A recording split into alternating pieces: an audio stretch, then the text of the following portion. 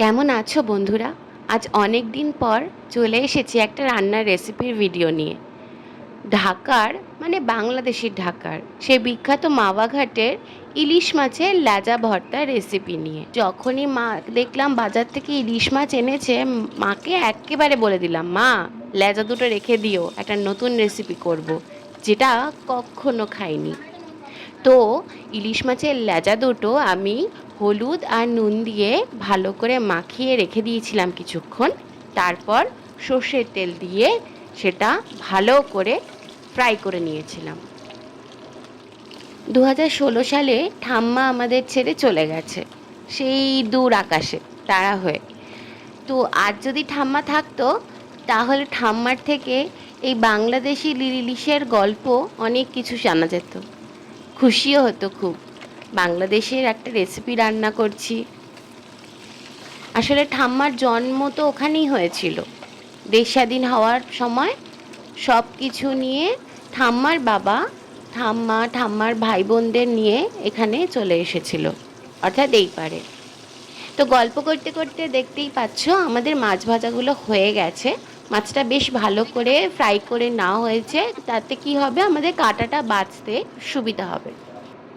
এবার ওই মাছ ভাজার তেলেই দুটো শুকনো লঙ্কা দিয়ে দিয়েছি, আর দিয়ে সেটা ভালো করে ভেজে নিয়েছি। শুকনো লঙ্কার পরে দিয়ে দিয়েছি কাঁচা পেঁয়াজ। কাঁচা পেঁয়াজগুলো ভালো করে ভেজে নিচ্ছি এখানে। তোমরা চাইলে কাঁচা পেঁয়াজও ব্যবহার করতে পারো, অর্থাৎ মাখার সময় কাঁচা পেঁয়াজ দিতে পারো, পেঁয়াজটা না ভাজতে পারো। আমি এখানে পেঁয়াজটা ভেজে নিয়েছি। পেঁয়াজটা ভালো করে ভাজা হয়ে গেছে, তো সেটা তুলে নিচ্ছি। আচ্ছা, এই ফাঁকে একটা কথা বলে রাখি, ক্যামেরা পার্সন কিন্তু আমি, রান্নাটা কিন্তু আমার মাই করছে। এই দেখো, মাছ যেগুলো ভেজে তুলে রেখেছিলাম সেগুলো মা এবার কাঁটাগুলো বেছে নিচ্ছে। ভালো করে ভেজে ফেলার ফলে কাঁটাগুলো এমনি এমনি উঠে আসছে।